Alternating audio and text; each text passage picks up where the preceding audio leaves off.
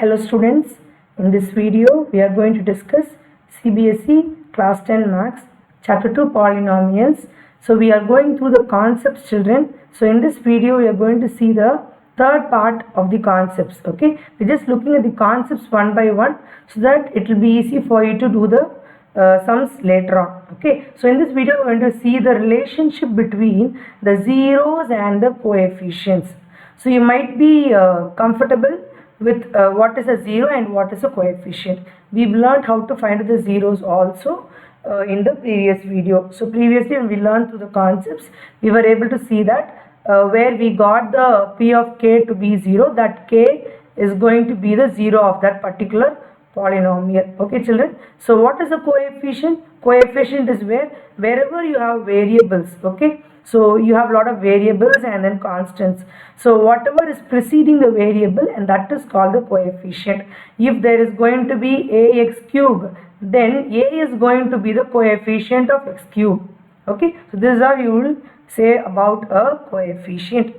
So here we are going to learn about the relationship between the zeros and the coefficients of different polynomials. So before we get into it, quickly we'll do a small recap of the types of polynomials also. So what is a linear polynomial? It is of the form ax plus b. So we can say a is the coefficient of x and b is a constant term. And what is the degree? Degree is 1.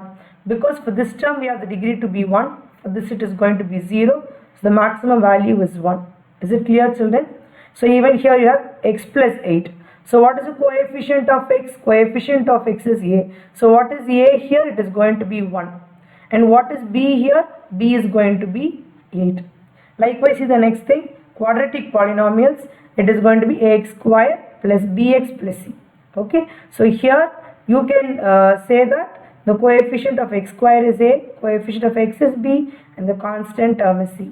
The degree of the polynomial is going to be 2. Here you can say a is going to be 3, b is going to be minus 4, and c is going to be 7. So in this way, if you are able to understand, it's going to be very easy for you while you're going to solve the questions. Is it clear, children? So next one is the cubic polynomials. Cubic polynomial is going to be ax cube plus bx square plus cx plus d. Okay, so this is about your cubic polynomial. So in this cubic polynomial, again you see that, so your polynomial of degree 3. Okay, so here this is going to be your a. Your a is going to be 2, your b is going to be 3, your c is going to be minus 4, and d is going to be 6. So you have questions related to the linear, quadratic and cubic in your textbook, children. Linear and quadratic are very important. Okay, so please don't let out these questions. Okay, so you will have to be very thorough. So in this video we are going to learn about the linear polynomials and the quadratic polynomials. Okay, so let's get into about the linear of the zero of the linear polynomial.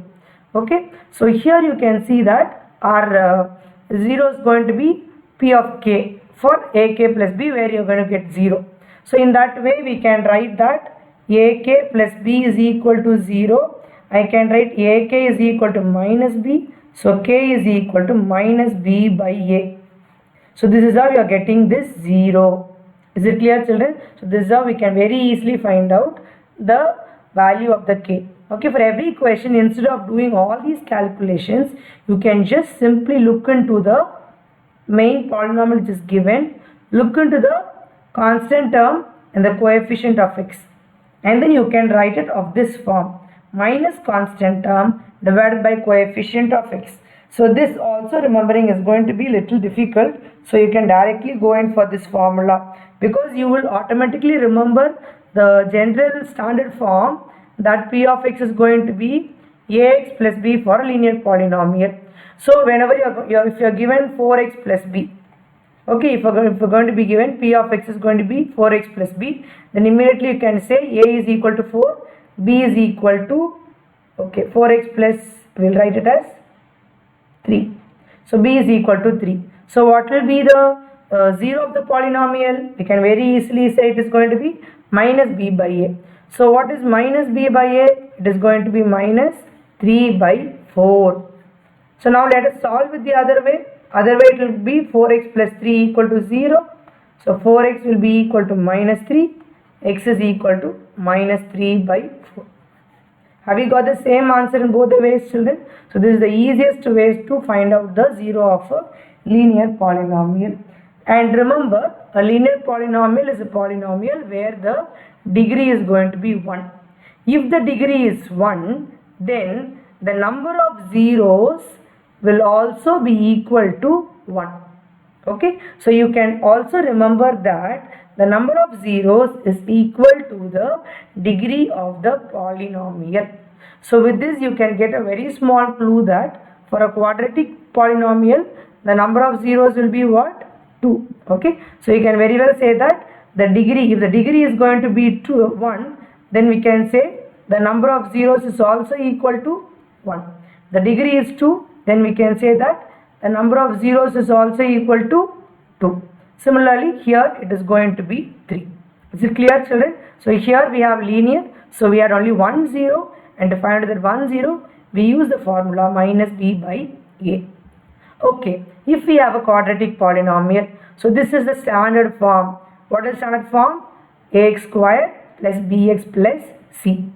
So when you have alpha, we are representing it by alpha and beta. Okay, we are representing the zeros by alpha and beta.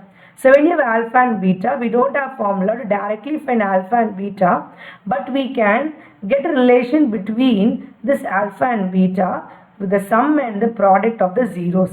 Okay, so for the sum, you just remember the previous equation itself, what we learned for the linear polynomial, same thing minus b by a.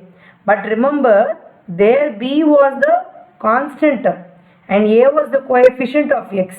But here you can see that b is the coefficient of x and a is the coefficient of x squared. That's what you're going to see here.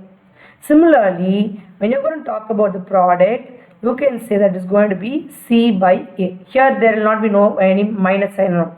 Only here you have minus sign. So here it will be minus b by a. Here it is going to be c by a. Is it clear, children? So what is c here? C is the constant term. So what is a here? Coefficient of x squared. So that is what is given here. So this is the simplest way of finding out the zeros of a quadratic polynomial.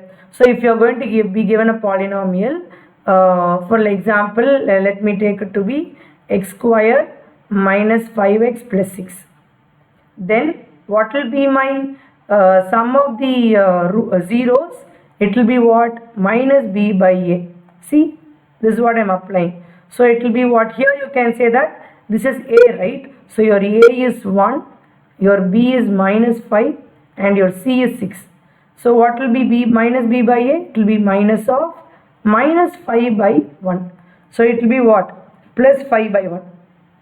So what will be the product of the roots? C by a. What is c? 6.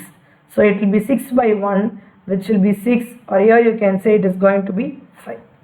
Okay, so in this way you can very easily find out the relationship between the zeros and the coefficients of a polynomial. For a linear polynomial, it is going to be minus b by a. There is going to be 1 0 only. But here you have 2 zeros, alpha and beta. So this will be your alpha plus beta, and this will be your alpha into beta. Have you understood this, children? So this is all about the sum and the product of the zeros of a quadratic polynomial and how to find out the zero of a linear polynomial. So we can also find this using these kind of graphs, children. So here you can see all these graphs now. Using these kind of graphs also you can very easily find out, which we'll be seeing in the next video.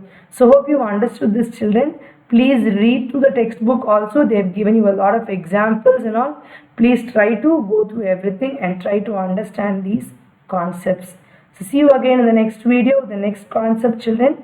Thank you, children.